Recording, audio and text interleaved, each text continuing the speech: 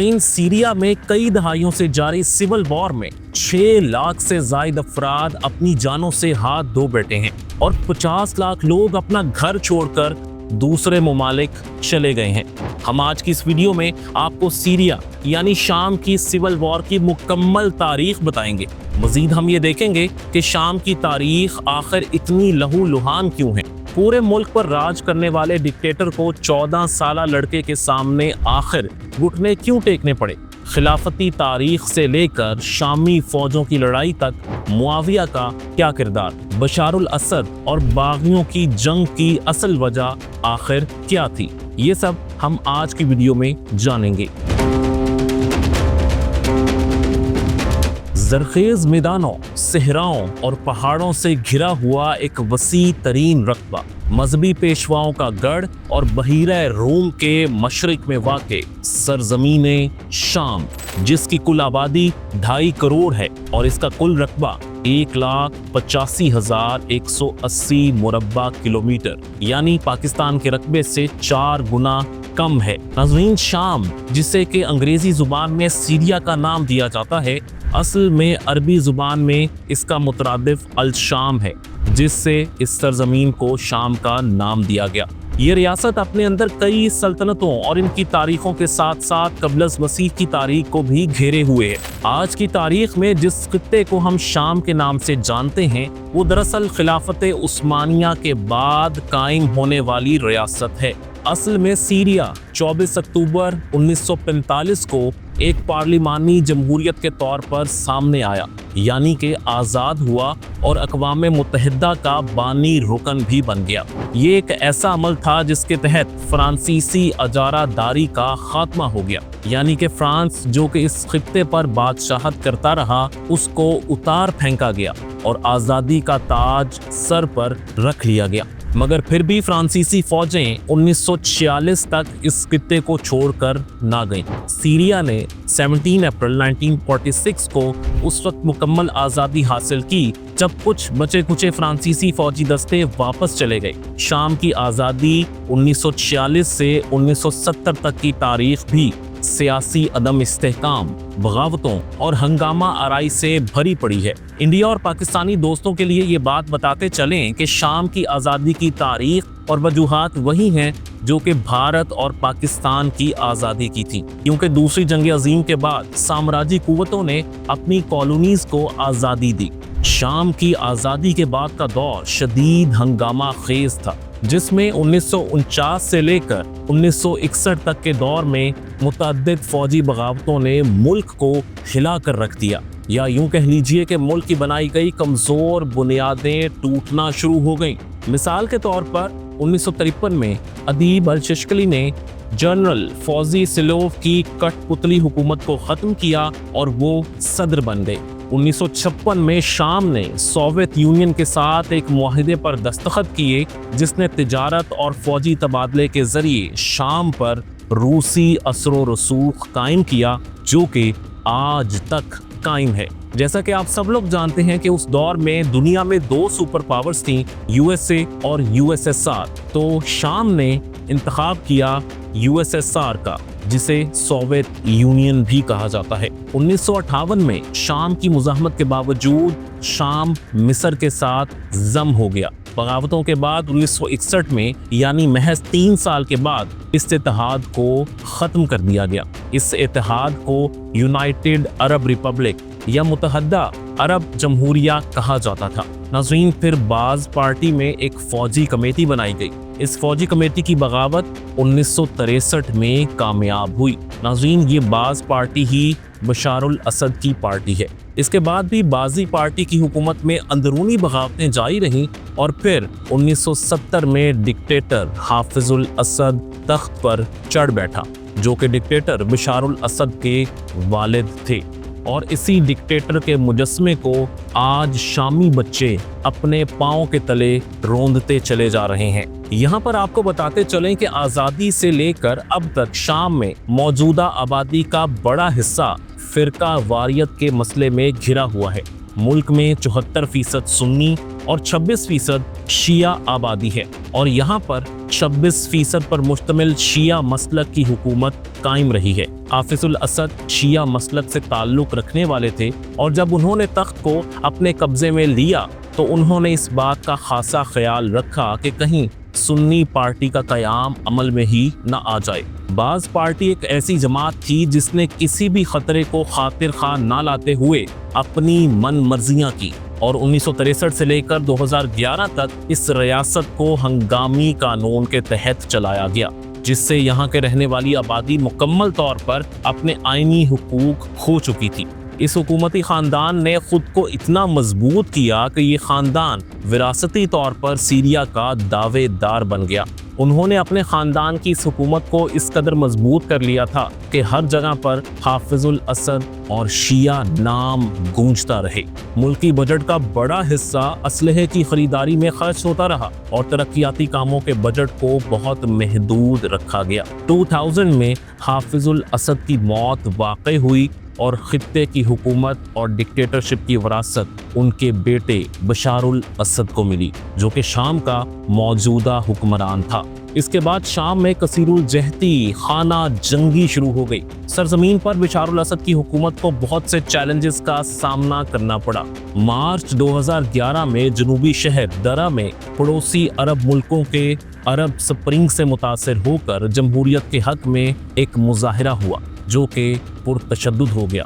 ये वही अरब स्प्रिंग है जिन दिनों में लीबिया, यमन और मिस्र के मार्शल लॉ के खिलाफ मुजाहिरीन एहतजाज कर रहे थे और ये सब मुजाहिरे कामयाब भी हुए थे, क्योंकि इस अरब स्प्रिंग को मगरिब की मुकम्मल पुश्त पनाही हासिल थी। बशारुल असद भी इसी खौफ में मुब्तला थे कि कहीं ये अरब स्प्रिंग उनके मुल्कों में भी इक़्तिदार के ऐवानों को हिला कर न रखते।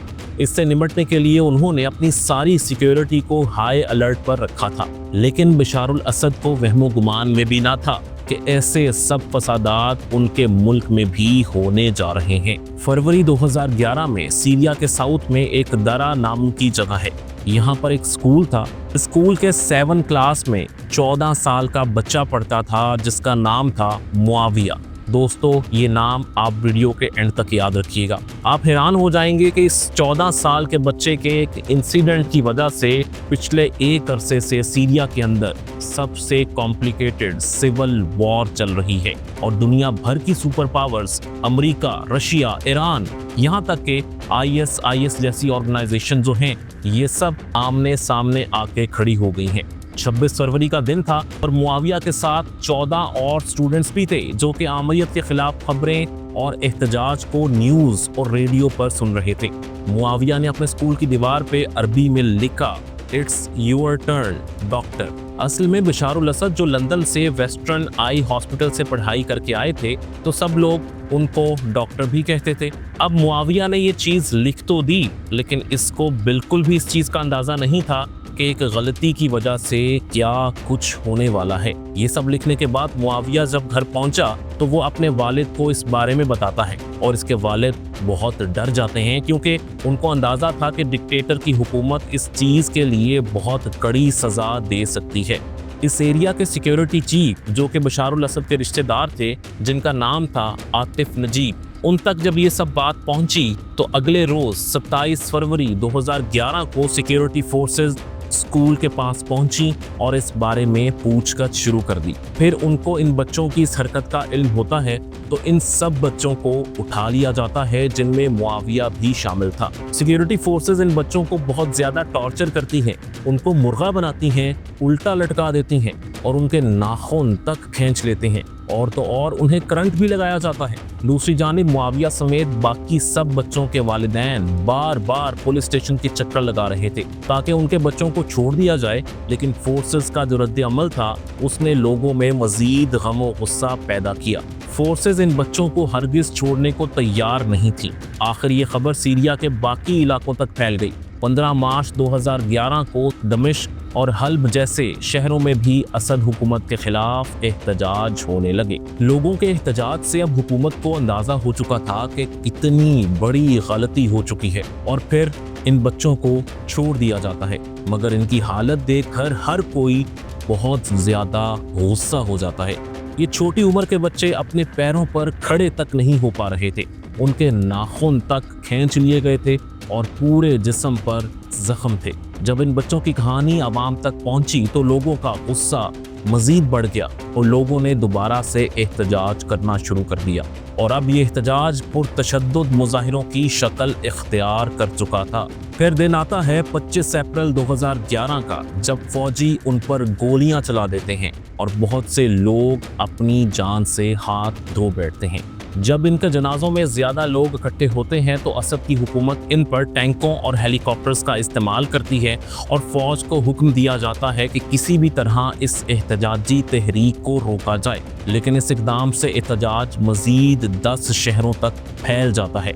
इसके बाद जो लोग जख्मी होकर अस्पताल में ले जाए जाते हैं उनको वहीं से ही इलाज के बगैर गिरफ्तार कर लिया जाता है। फिर मसाजिद में लोगों का इलाज शुरू किया जाता है और तिब्बी इमदाद दी जाती है। फौज को जब इस बात का भी इल्म होता है तो वहां पर भी हमला किया जाता है और डॉक्टर्स और जख्मी लोग शहीद कर दिए जाते हैं। इससे फौज की इज्जत अवाम की नज़र में और भी गिर जाती है और जहां भी आम लोग, बच्चे, बूढ़े फौजियों को देखते हैं उन पर पत्थर मारना शुरू कर देते हैं। पूरे सीरिया के अंदर 2012 का सूरज तुलू होते ही 1000 से ज्यादा लोगों की जान जा चुकी थी और दर्जनों फौजी भी मारे जा चुके थे। पूरे सीरिया की सुन्नी कम्युनिटी बशारुल असद के खिलाफ एक हो चुकी थी और उन्होंने ये चीज ठान ली थी कि हमारी जान तो वैसे ही जाने वाली है, लेकिन हम इसको कुर्सी से हटाकर ही दम लेंगे। वो लड़का मुआविया जिसकी वजह से ये सब शुरू हुआ था, वो अब एक बागी फौजी सरदार है और एस्टेब्लिशमेंट के खिलाफ लड़ाई लड़ता है। ये झड़प कुछ दिन तक तो चलती है, लेकिन इसके बाद इसकी हिकमत अमली को बदल दिया जाता है, क्योंकि फोर्सेस के अपने ही कुछ जवान थे जो बगावत कर देते हैं और आम आवाम की मदद के लिए उठ खड़े होते हैं। और इस चीज़ में जो मेन रोल था वो था रियाजुल असद का, जो कि फौज में एक बहुत ही अच्छी पोजीशन पर थे। एक आम फौजी यूनिट का क़याम अमल में आया जिसमें 515 लोग शामिल थे। 29 जुलाई 2011 को इसको एक मुकम्मल नाम दिया गया। वो नाम था फ्री सीरियन आर्मी। इस आर्मी का काम ये था कि जो फौजें लोगों पर हमला कर रही हैं वो उनसे लड़ेंगे, हथियार उठाएंगे, लड़ेंगे और बशारुल असद को गवर्नमेंट से हटाने के लिए एक फेयर सिस्टम रखेंगे। इस मुसल्ला ग्रुप को सुन्नी मेजॉरिटी वाले ममालिक की हिमायत भी हासिल होने लगी और फिर यहाँ पर ISIS का किरदार सामने आता है। Islamic state of Iraq and Syria, जो कि इराक के अंदर वहाँ की इस्टेब्लिशमेंट के खिलाफ लड़ रही थी, वो सीरिया के अंदर इस मौका पर सुन्नी मुसलमानों को सपोर्ट करने का मौका मिलते ही वहां पर दाखिल हो जाती है और इनके सारे लड़ाका जंगजू धीरे धीरे लबनान के रास्ते और अलग अलग रास्तों से सीरिया के अंदर पहुंच जाते हैं। अब यहां से शामी हुकूमत की मुश्किलात मजीद बढ़ने लगती हैं। असद हुकूमत के लिए इस सब को मैनेज करना बहुत ज्यादा मुश्किल होता चला जा रहा था।